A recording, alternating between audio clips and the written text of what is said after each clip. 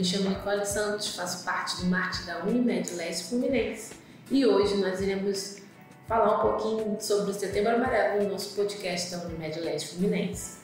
Oi pessoal, tudo bem? Eu sou o Lucas Santos, também do marketing da Unimed Leste Fluminense e vou estar aqui com vocês hoje para trazer as perguntas que vocês fizeram para a gente no formulário que enviamos há 2 dias atrás. Enfim, as perguntas de vocês estão aqui e eu vou ser a voz de vocês hoje. E hoje, como nosso convidado, o nosso amigo José Renato, ele é psicólogo clínico e hospitalar. Tem 10 anos de atuação em saúde pública e 3 anos no âmbito hospitalar. Seja muito bem-vindo, José. Olá, Nicole. Olá, Nicolas. Olá, você que nos assiste pelo canal do YouTube da Unimed Leste Fluminense. É um prazer muito grande participar disso, né? Quando a gente fala de Setembro Amarelo, prevenção do suicídio, a informação, a psicoeducação, sem dúvida, esse é um componente importante no cuidado, né? Eu venho aí de 10 anos atuando com saúde pública, na atenção básica de saúde, que a gente atua principalmente com prevenção e promoção de saúde. Então, essas campanhas relacionadas ao cuidado, principalmente com a saúde mental, são indispensáveis. Então, é uma iniciativa importante que hoje a gente desenvolve aqui, participando desse podcast, que é o nosso debate sobre o Setembro Amarelo. Com certeza. Perfeito! E para iniciar, nós vamos fazer por segmentos, tá, galera? No primeiro segmento, nós vamos conhecer o que é Setembro Amarelo. Aqui a gente tem umas 3 perguntas, mais uma pergunta do público. Sim. A primeira pergunta: o que é Setembro Amarelo e qual o seu significado? O Setembro Amarelo, na verdade, é uma campanha que já existe há algum tempo. O marco inicial dele foi em 2003, onde a Associação Internacional de Prevenção ao Suicídio instituiu o dia 10 de setembro como o Dia Mundial de Prevenção ao Suicídio. Mas a motivação disso vem lá de 1994, de um jovem, Maio, que é o nome dele, e que tinha um Mustang, um carro amarelo, um jovem muito habilidoso, né? E aí pintou o seu carro de amarelo. Mas esse jovem sofria de alguns problemas emocionais, tinham demandas de saúde mental muito importantes, né? E ninguém conseguia perceber isso. E algum tempo depois esse jovem cometeu suicídio. No velório, no sepultamento dele, a sua mãe, seus familiares e amigos distribuíram uma filipeta amarela com mensagens às pessoas que lá estavam. Se você precisar de ajuda, fale, estamos aqui. E aí depois surgiu lá em 1994 a fundação da Fita Amarela, que é justamente de prevenção, de cuidado a essas demandas psicoemocionais e principalmente demandas que levam ao suicídio. Então, o Setembro Amarelo ele surge como uma iniciativa importante para falar, para problematizar essa demanda, que é uma demanda de saúde pública. A gente vai falar aqui, são muitos os casos de suicídio que acontecem em nossa sociedade e a gente precisa lançar luz a essa temática e discuti-la, né? Porque, como eu disse, uma das formas importantíssimas de prevenção é a informação e a educação de saúde. Perfeito, e é isso que a gente está trazendo hoje, a informação, né? Bom, a segunda pergunta: quais são os principais objetivos dessa campanha de prevenção do suicídio? Então, essa campanha, como disse, surgiu em 2003, aqui no Brasil ela tem um marco inicial em 2014, 2015, em que o CVV, o Centro de Valorização da Vida, junto com a Associação Brasileira de Psiquiatria e também o Conselho Federal de Medicina, trouxeram essa campanha principalmente com o objetivo de debater essa temática e, a partir do debate, proporcionar informação, conhecimento e principalmente prevenção. Então, é uma campanha que já existe aqui em nosso país há quase 10 anos. No mês de setembro, alguns monumentos são iluminados de amarelo, a gente vê o Cristo Redentor, a gente vê algumas iniciativas de clubes de futebol, inclusive entrando com faixas em jogos de prevenção ao suicídio, debates, workshops, eventos, justamente com o objetivo de falar. A gente precisa falar, é um mito, e a gente pode também falar um pouco dos mitos que envolvem essa questão da prevenção do suicídio, de que se você falar, você pode estimular. Muito pelo contrário, a gente tem que debater, a gente tem que discutir, e a informação, sem ser repetido, é fundamental. Até porque muitas pessoas que passam por demandas relacionadas ao suicídio, Existe aí a presença de desesperança, desespero, e não conseguem contemplar formas de trabalhar essas questões emocionais. E à medida que a gente fala, que a gente reflete sobre isso, a gente lança a luz e essas pessoas encontram caminhos e possibilidades. Então, o principal objetivo é justamente esse, de reflexões acerca do Setembro Amarelo da prevenção ao suicídio. Sim. A gente vê que é algo tão pouco falado que só começou em 2014, que realmente foi batido, né? É verdade. A gente estava muito forte. É verdade. Por mais que é uma campanha que já existe desde 2003, onde inicialmente era o Dia Mundial de Prevenção ao Suicídio, efetivamente aqui no Brasil, como você disse, Lucas, tem pouco menos aí de 10 anos. Sim. José, a gente tem uma pergunta nesse segmento. Um dos nossos colaboradores perguntou por que as pessoas tentam um suicídio? Pois é. Falar um pouco sobre essa questão nos leva à seguinte reflexão. A gente não tem como dizer que seja uma causa ou outra. Quando a gente fala de suicídio, a gente pensa uma questão multidimensional e principalmente razões muito singulares. Então a gente sabe que o que leva ao suicídio são muitos fatores predisponentes, fatores precipitantes. O que são fatores predisponentes? Transtornos psiquiátricos, dependência química, situações de violência ao longo da vida que essa pessoa possa ter passado, condições de abuso, violência física, psicológica. Tem os fatores precipitantes, que são os acontecimentos inesperados, os atravessamentos da vida que todos nós passamos, não é verdade? Uma perda de um emprego, a perda de um casamento, a perda de um ente querido, situações abruptas e inesperadas. A gente não consegue definir uma causa específica. Quando a gente fala do suicídio, é uma causa sempre multidimensional. Então a gente não pode determinar A ou B, um ponto ou outro, como razões para o suicídio, mas inúmeras causas, né? E são razões sempre muito singulares.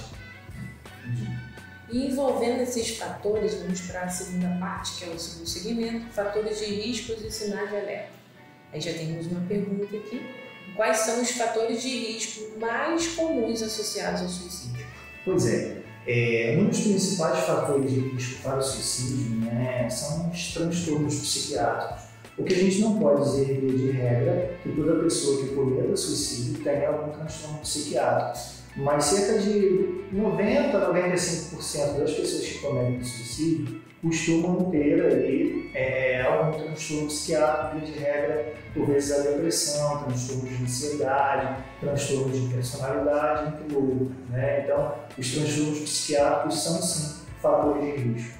A questão da própria dependência química, como eu ia dizendo aqui para vocês, os fatores precipitantes, que são esses acontecimentos abruptos e inesperados, são muitos os fatores que a gente precisa manter em alerta. E não somente fatores individuais, é importante que a gente pense também em situações que envolvem a sociedade de forma geral, fatores coletivos que podem também serem fatores de risco para o suicídio. A gente coloca essa questão do preconceito, que é um fator que assola a nossa sociedade, infelizmente. A gente vê muitos públicos sofrendo preconceito na nossa sociedade.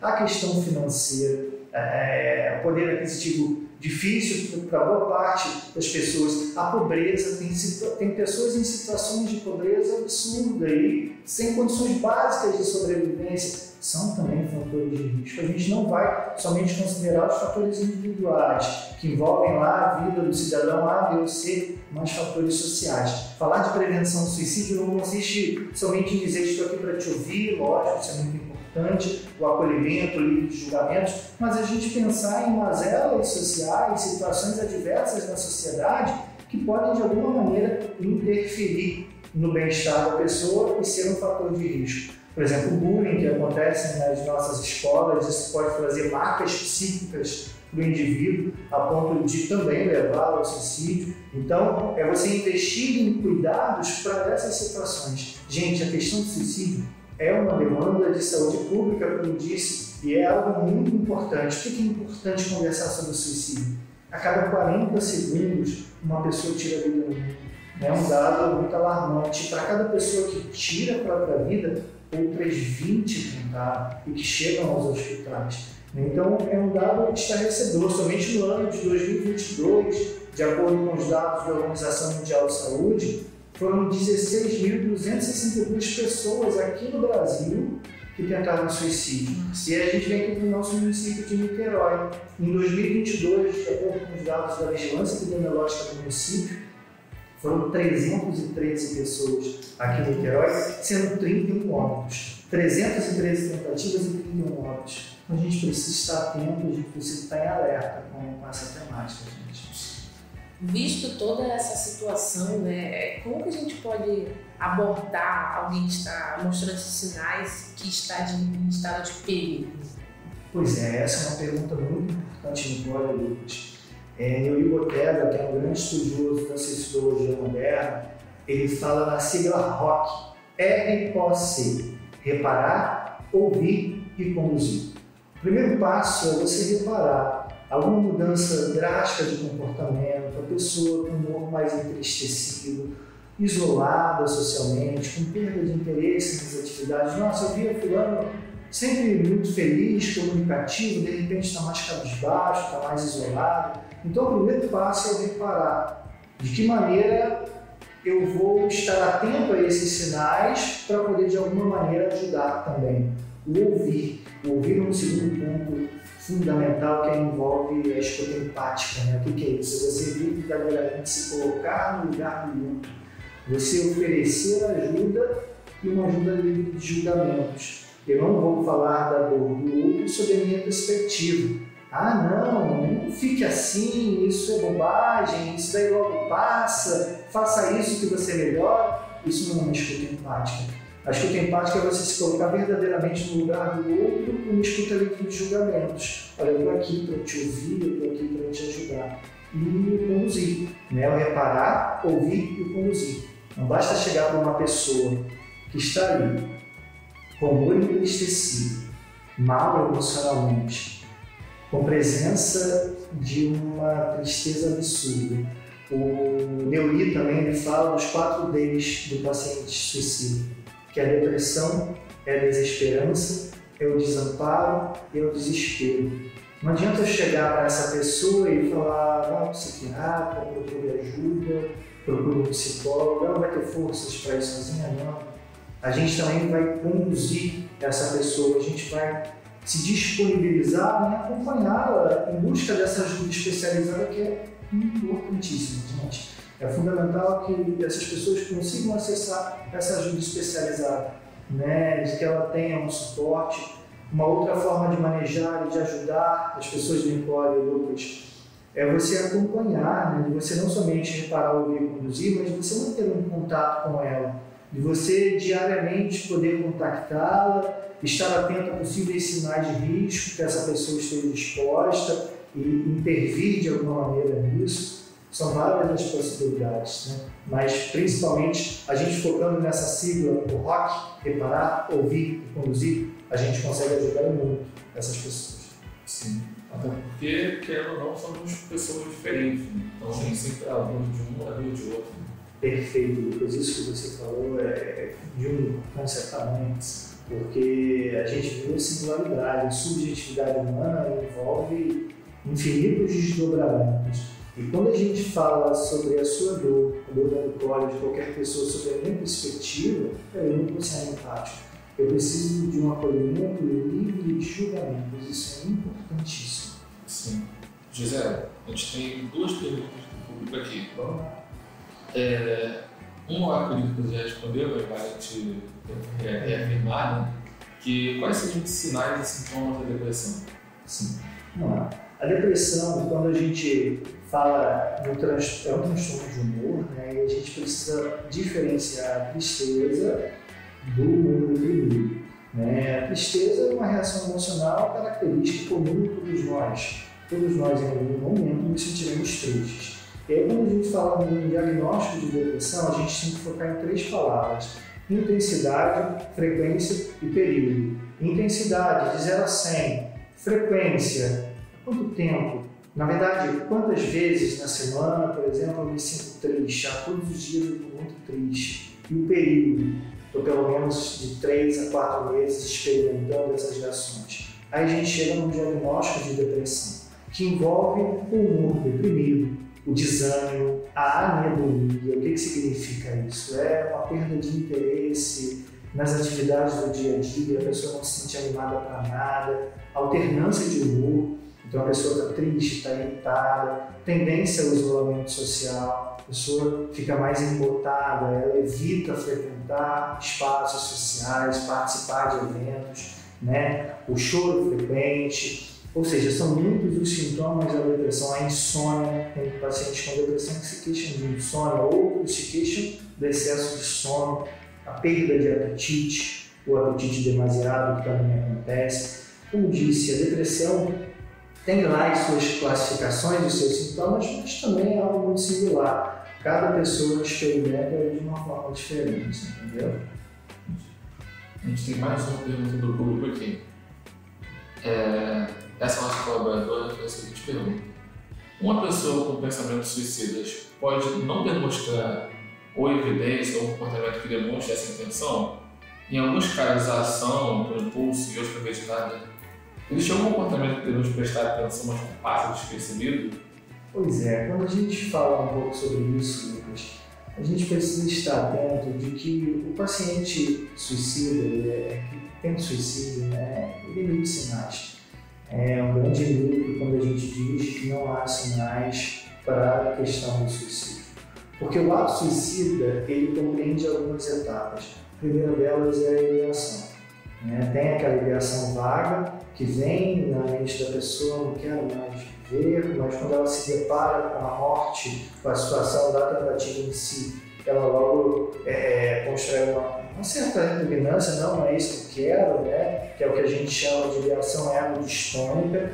Vem aquela ideação vaga, mas a pessoa logo rechaça. Vem a ideação ego-sintônica, que é um outro estágio, que é muito mais preocupante, que é algo mais grave, porque envolve planejamento, porque vem a ideia concreta, seguido do planejamento, para que se chegue ao ato.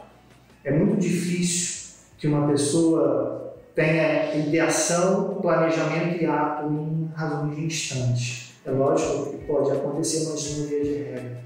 A pessoa dá sinais e dá sinais sim, tá? Lógico que também alguns pontos podem sim passar despercebidos e é algo que quem está ali na rede de suporte de proteção dessa pessoa não tem que se cobrar de estar atento para todos os sinais. Porque a gente vive numa sociedade que por vezes estigmatiza as demandas emocionais.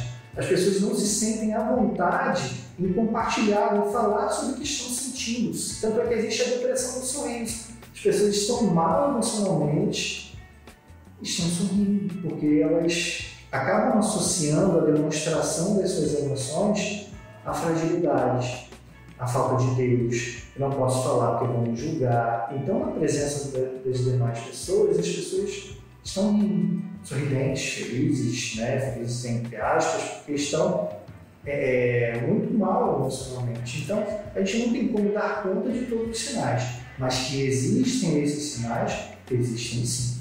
A gente precisa estar de fato atento. Mas não tem como, obviamente, dar conta de perceber todos os sinais. Verdade. Até porque a gente está se adaptando, conhecendo ainda mais essa questão do Setembro Amarelo, conhecendo a fundo agora, falando está bem alta, falando sobre saúde mental, a gente está conhecendo mais essa doença, então a gente precisa estar alerta a esses sinais que já estão em vista. Bom você falar, desculpa te interromper, não, claro. Que é uma temática que a gente vem debatendo há algum tempo e já houve uma diminuição a nível mundial. Lá em 2012 eram cerca de 800 mil suicídios por ano, sendo que a gente tem que pensar também em subnotificação, porque são 800 mil casos notificados. Se a gente considerar as subnotificações, casos que não foram informados, a gente deve chegar a 1 milhão de pessoas que cometeram suicídio por ano de 2012 para cá, mas em 2019, que são dados que eu trouxe aqui para o nosso debate, caiu para 700 mil pessoas, isso a nível mundial. No entanto, aqui no Brasil a gente tem que se preocupar um pouco, porque lá em 2010 eram cerca de 11 mil pessoas que cometeram suicídio por ano. Em 2020 esse número subiu para 14 mil mais ou menos, e agora, dados exatos do ano de 2022, 16.262 pessoas. Então houve um aumento. Por mais que a nível mundial isso tenha diminuído, aqui no Brasil esse número aumentou. O Brasil é o país que mais número de casos de transtornos de ansiedade no mundo. Cerca de 9% da população sofre de algum transtorno de ansiedade. Quando a gente fala de depressão, são mais de 300 milhões de pessoas com depressão no mundo, estimativa de 322 milhões. E aqui no Brasil está um número muito elevado. Então a gente precisa investir nessa política de cuidado. Eu estava assistindo esses dias um vídeo do jogador Pedrinho, que é comentarista dos canais Globo, da Sport TV, e ele falava da época de carreira dele, né? Ele sofreu com muitas lesões, e quanto o fato de estar no ambiente de futebol, em que as demandas emocionais por vezes são colocadas em segundo plano, valorizando muito a performance, o aspecto físico do atleta, essas questões emocionais são varridas para debaixo do tapete, o quanto aquilo para ele impactou. Ele fazia justamente menção a essa questão do Setembro Amarelo. Como você disse, é algo que a gente precisa debater. A gente vem desmistificando as demandas emocionais. Eu já noto as pessoas valorizando mais os aspectos emocionais e isso muito me alegra. Mas a gente ainda tem um caminho bem extenso. Bem grande a percorrer, é verdade. Então, trazendo a arte, agora vamos para o terceiro segmento de prevenção e apoio.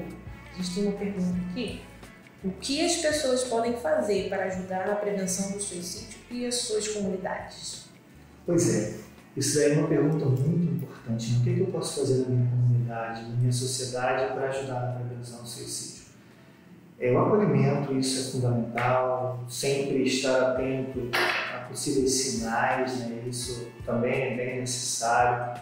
E uma escuta livre de julgamentos, verdadeiramente se colocar à disposição em ouvir o sofrimento psíquico do outro e se interessar. Porque não basta, olha, eu estou aqui, se precisar de mim, eu estou aqui, eu abro uma caixinha de pergunta lá no meu story do Instagram, eu coloco uma fotinho bonita, falar é o melhor remédio, mas será que eu estou verdadeiramente à disposição para ouvir o outro e acolher? Isso no aspecto individual.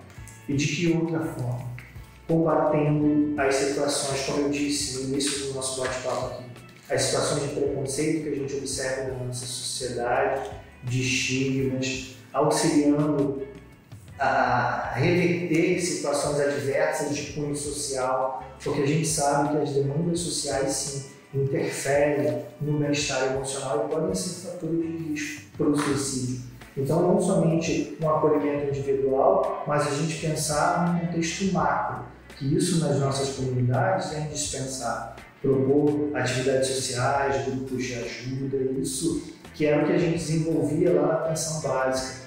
No posto de saúde, a gente tinha um grupo de ansiedade, né, que os participantes eram todos moradores ali da região e que iam para o posto de saúde a princípio para tratar uma demanda de saúde. Eu tenho lá um dano instalado, eu tenho uma ansiedade, eu tenho uma depressão, e o trabalho não tinha essa intenção, mas de produzir saúde. E depois de um tempo participando daquele grupo, a pessoa percebia que ela não estou somente para tratar a depressão, para tratar a ansiedade, mas para produzir, para promover saúde. Porque eu me vinculo ao colega de grupo, desse grupo de ansiedade, a gente construiu um coral musical e as pessoas nesse coral começavam a participar e viam que a autoestima ali também era algo trabalhado, ou seja, a gente produz saúde. Isso podemos fazer na nossa comunidade, né? Ao observar uma situação de preconceito, ao observar alguém que está sendo ali estigmatizado e a gente combater isso, a gente acolher as questões emocionais de depressão, de ansiedade, ajudar essas pessoas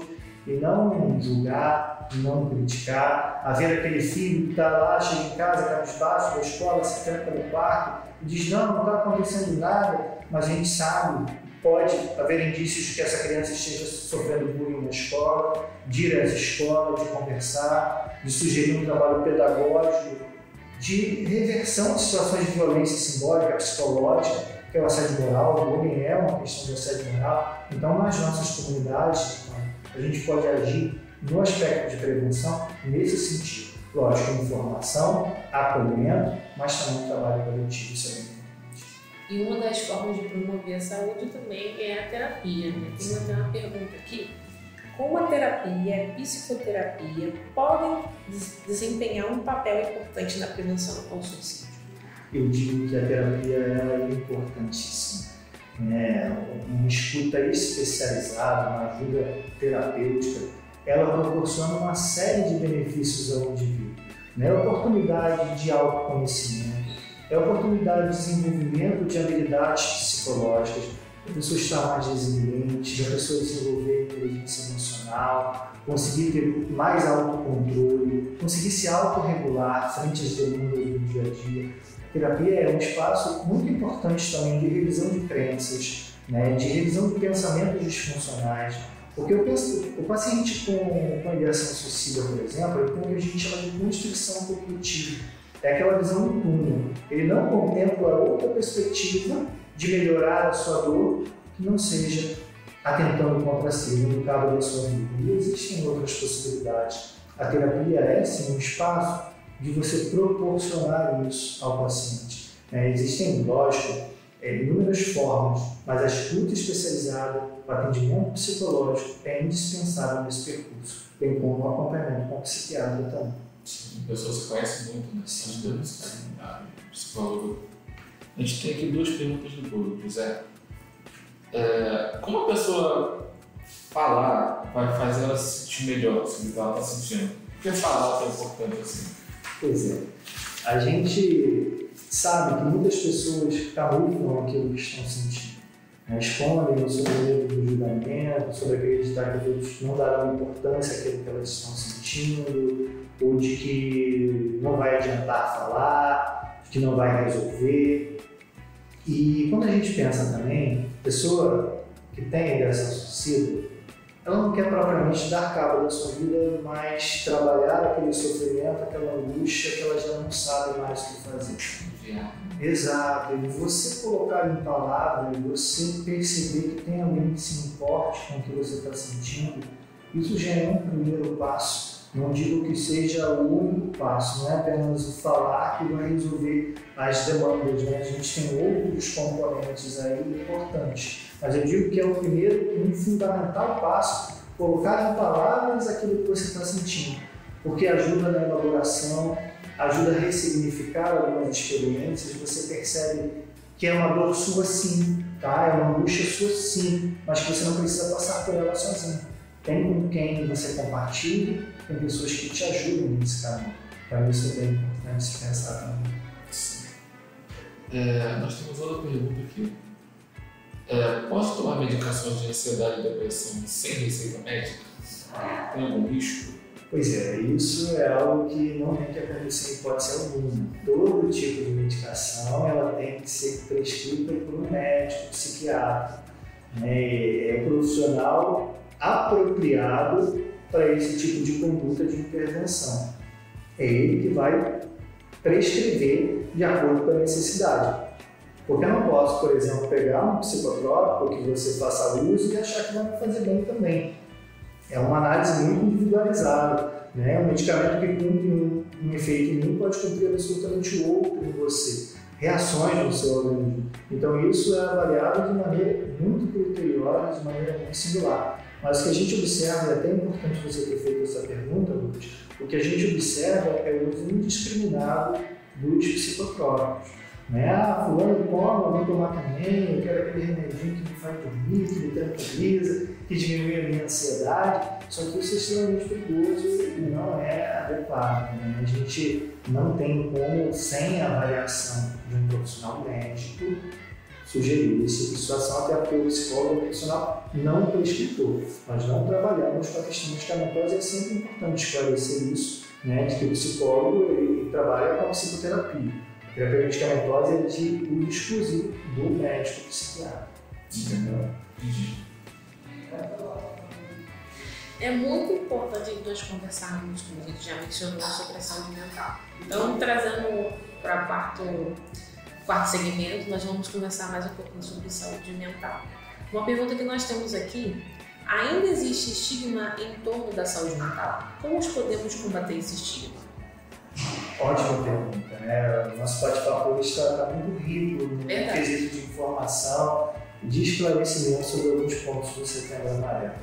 A gente vive numa sociedade que estigmatiza algumas das demandas psicoemocionais, por mais que estejamos melhorando nesse sentido. a gente ainda escuta muito de que é frescura, de que é bobagem, de que é falta de Deus. Quando a gente pensa aí no número de pacientes com depressão, a gente vê que apenas, nos dados quantificados, de acordo com o ano passado, né, apenas 68% teve algum tipo de acesso a terapias, né, terapias médicas, né, medicamentosas. E desse público, apenas 18% teve acesso à psicoterapia. Então, as pessoas relutam muito em cuidar das suas demandas emocionais, muitas das vezes. A gente procura um amigo, a gente procura um vídeo de autoajuda, a gente procura ler determinado texto, a gente tenta se espelhar na experiência do outro, para depois de todas essas tentativas chegar à ajuda especializada. E a gente precisa justamente inverter essa lógica. Com a mesma frequência e intensidade que eu procuro um profissional médico quando eu tenho uma dor de estômago, quando eu faço uma crise hipertensiva, eu vou ao cardiologista, quando eu sinto uma dor na coluna, eu procuro um ortopedista, eu tenho que procurar os profissionais de ajuda especializada, um psicólogo, um psiquiatra, quando eu percebo que as questões emocionais não estejam muito bem. Estou mais deprimido, desânimo, insônia, porque a gente ainda escuta, como eu disse, muito de que é frescura, de que é falta de Deus. A gente não pode associar as demandas emocionais a questões espirituais. Isso é um cuidado muito grande que a gente tem que ter, mas a gente ainda observa muito esse cenário, né, de que a depressão é falta de Deus. Não. As questões da depressão envolvem demandas de saúde mental. A gente não pode associar a isso. É um cuidado muito grande e a melhor forma de combater isso, Lucas, é a informação. Justamente você mostrar o quanto a terapia ela contribui, o quanto procurar um psiquiatra quando não estiver bem e ter ali com a terapia medicamentosa algum efeito, mostrar às pessoas de que não, você não está louco por procurar um psiquiatra como há muito se dizia, né? Não, para que eu vou procurar um psicólogo? Para que eu vou procurar um psiquiatra? Eu não estou louco, eu não estou mal emocionalmente. Não, a gente não pode simplesmente associar essas ajudas especializadas a algo muito severo de cunho de saúde mental. Eu estou louco, eu estou doido, como a gente escuta na sociedade. Essa é a frase. A gente precisa desmistificar um pouco esse tipo de fala, e aí sim a gente vai começar a trabalhar um pouco mais. Além da campanha de Setembro Amarelo, a gente tem outras grandes campanhas de cuidado da saúde. A gente vê no mês que vem o Outubro Rosa, a gente vê em novembro o Novembro Azul. Eu sempre falo isso nas rodas de conversa que eu conduzo, e aí quando eu pergunto ao público se a galera conhece o Janeiro Branco, o pessoal, 2 ou 3 levantam a mão. Quando eu pergunto o Outubro Rosa e Novembro Azul, todo mundo levanta a mão. Janeiro Branco é justamente uma campanha feita pelo psicólogo Leonardo Abrão, lá de Uberlândia, Minas Gerais, de conscientização sobre a importância dos cuidados na saúde mental. Então, a gente ainda vive numa sociedade que prioriza muito as desordens físicas e as questões emocionais de saúde mental ainda são um pouquinho negligenciadas, mas a gente tem que pensar que somos seres holísticos. Não tem como separar físico e mental, é tudo uma coisa só. E os cuidados precisam ser integrados em todos os aspectos. Perfeito no que eu falo, José. Incrível. Tem muita pergunta aqui. Qual é a importância do autocuidado, da autoaceitação na manutenção da saúde mental? Ótimo. Isso é indispensável. A gente precisa se cuidar. Não dá, por exemplo, para viver em função do outro, em função das nossas atividades, em função de tudo que nos envolve.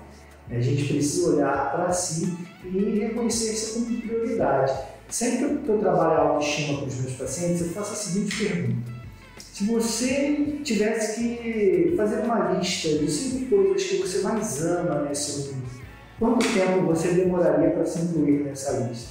Os pacientes meio que arregalam os olhos, reflexivos, né? É verdade. Eu amo um monte de coisa, mas demorei a me incluir nessa lista. Então, a autoaceitação é indispensável, porque por vezes a gente tem um pensamento crítico, severo, punitivo. Nós somos os piores juízes da nossa história. E o olhar não tem que ser condenatório, crítico, punitivo, tem que ser um olhar de zelo, de cuidado. Eu preciso ter atenção comigo. Isso é indispensável. E o autocuidado envolve uma boa alimentação, envolve uma boa noite de sono, eu preciso fazer uma atividade física, eu preciso estar com pessoas queridas que agreguem a minha vida, socializar, né? Eu preciso investir no meu estudo, no meu trabalho, uma série de coisas, né? São as dimensões da vida. A gente tem lá a dimensão existencial, a gente tem a dimensão ocupacional, a gente tem a dimensão do lazer. Não basta investir em apenas uma delas e negligenciar as outras. Então, o autocuidado é indispensável. Não existe saúde mental se eu não cuidar da minha saúde de forma integral. Perfeito, José. A gente tem uma pergunta do público que eu acho que encaixa com tudo que a gente tem conversado até agora, que é: por que os homens morrem mais por suicídio do que as mulheres? Por que essa diferença de gênero causa esse aumento no quadro dos homens? Olha aí, essa pergunta, ela merece alguns esclarecimentos, né? De fato, os homens morrem mais do que as mulheres, mas, de acordo com os dados estatísticos, as mulheres tentam mais o suicídio, apresentam mais ideação de suicídio do que os homens. Se a gente, e aí eu me baseio pelos dados recebidos recentemente pela Vigilância Epidemiológica do nosso município aqui de Niterói, em todos os anos, né, a gente viu uma prevalência maior de tentativas de suicídio no sexo feminino. Mas por que os homens morrem mais? Porque geralmente, de acordo com os estudos e dados, né, mostram que os homens procuram meios mais letais para o suicídio, né? As mulheres acabam tentando mais, mas não uma tentativa contundente. Os homens procuram meios mais duros, né? Talvez a utilização de arma de fogo, enforcamento, meios mais letais para tentativas de suicídio. E tem toda a questão social também, né? Se a gente for parar para pensar num contexto amplo, a gente vive ainda numa sociedade absolutamente machista, né? Uma sociedade que os cuidados com a saúde do público feminino ainda procura muito mais cuidado do que o público masculino.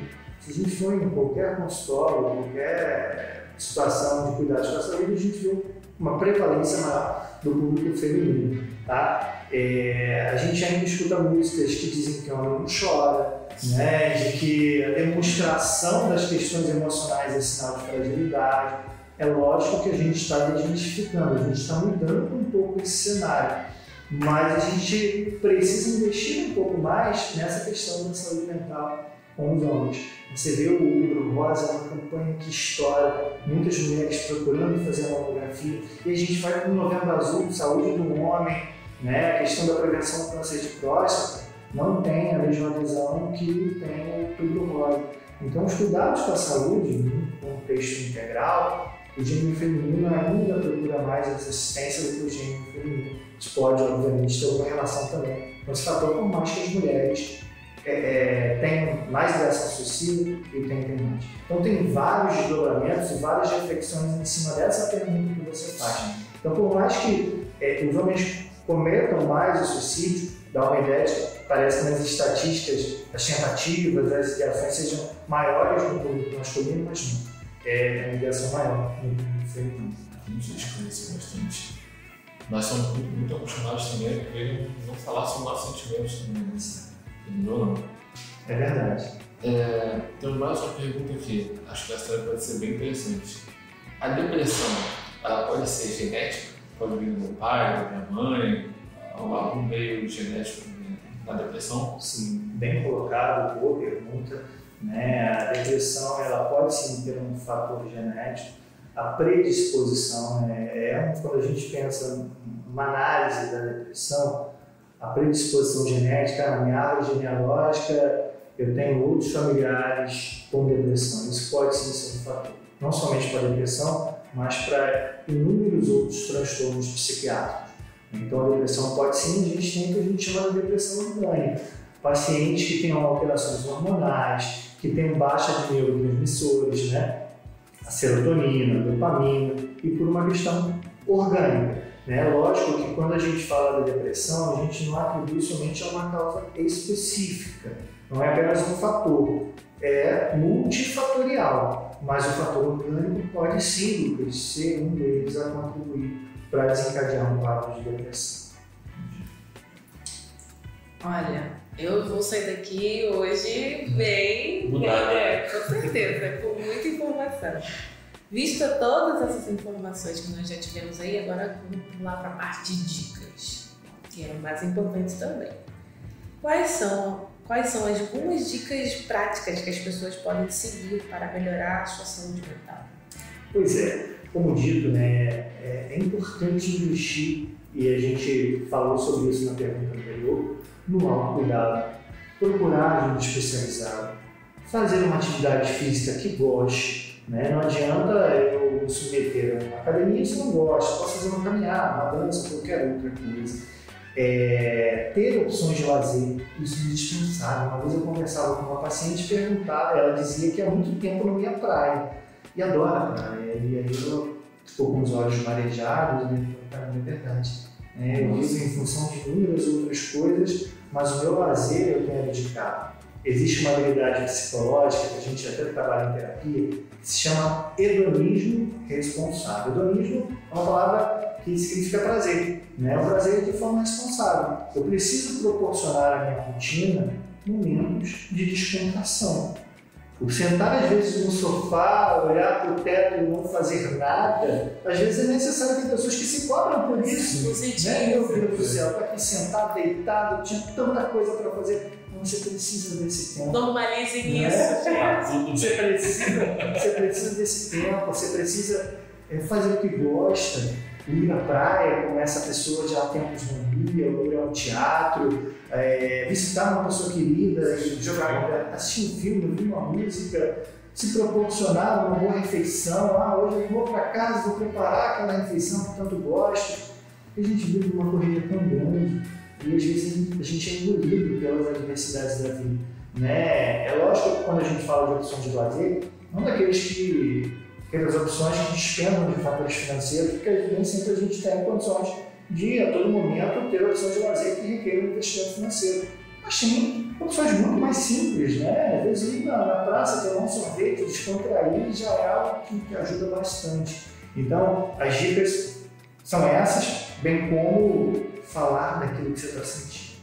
Não invalide a sua dor, não trate a sua dor como menos importante, como se as pessoas não fossem entender ou fossem julgar o que você está sentindo. Se dói para você, é importante sim. Por mais que as pessoas digam, não, levanta a cabeça, não fica assim não. Porque a gente vive numa sociedade que estigmatiza, que trata as demandas emocionais como menos importantes. Então, uma dica para você que nos assiste aí é não invalidar, não inferiorizar as suas demandas emocionais, né? E procurar ajuda especializada, fazer terapia, gente, é bom demais. Você pode compartilhar para a gente alguns recursos e organizações que oferecem esse tipo de apoio para as pessoas que estão enfrentando essas crises de saúde mental? Olha, Nicole, essa pergunta aí está na roda das mais importantes aqui do nosso bate-papo. Porque a gente vê aí a campanha investindo pesado nessa situação da prevenção, do cuidado, mas como? Né? Eu tenho depressão, tenho ansiedade, o que eu faço diante disso? E é uma outra questão também, quando você falou nas comunidades, o que a gente pode fazer na nossa comunidade, é lutar por políticas públicas de valorização. Porque a gente vê alguns municípios, né, com uma rede de saúde mental fragilizada, com pouca oferta de profissionais, de psiquiatras, de psicólogos. Então, quando a gente trabalha na comunidade, é investir também nessas políticas de saúde pública, né? De você proporcionar um acesso a uma rede de saúde mental, um acesso mais tranquilo, porque às vezes a gente vê uma fila gigantesca de pessoas que estão em quadro de depressão severa e que têm dificuldade de marcar. Mas respondendo a sua pergunta, o que a pessoa pode fazer? Falando pelo SUS, né? E a gente precisa também levantar a bandeira do SUS, porque é um sistema de saúde que tem em suas diretrizes inúmeras possibilidades de cuidado. A gente tem em todos os municípios os CAPs, que funcionam, muitos deles, de forma integral, lógico que tem as modalidades, né? Tem o CAPS adulto, tem o CAPS AD, que é o CAPS voltado para álcool e drogas, e a dependência química é um fator de risco para o suicídio. A gente tem o CAPSI, que é o Centro de Apoio Psicossocial Infanto-Juvenil, ou seja, para todos os públicos. A gente tem os ambulatórios de saúde mental, cada município tem o seu, né? E vocês podem entrar em contato com a Secretaria Municipal de Saúde do seu município e ter acesso a onde fica o ambulatório de saúde mental. Você tem aí, gente, vindo para a rede privada, clínicas conveniadas com as operadoras de saúde que podem oferecer esse tipo de tratamento. Então, você que é cliente da Unimed Leste Fluminense pode ver o hall de clínicas que tem um atendimento psicológico, né? A gente tem uma boa rede credenciada que pode oferecer essa ajuda.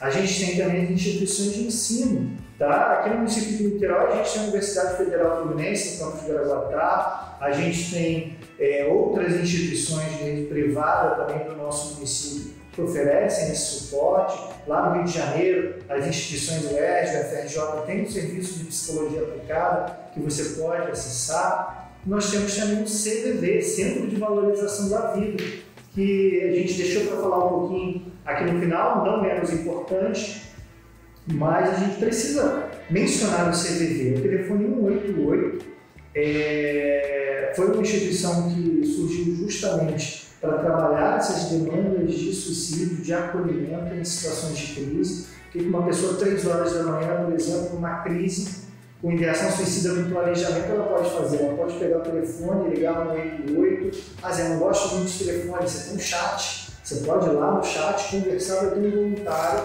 tá? Não são psicólogos, são voluntários para uma abordagem em situações de crise, todos eles treinados na abordagem humanista existencial, fundamentada no Carl Rogers, que traz aí uma política justamente de cuidado centrada na pessoa, de acolher, de ouvir.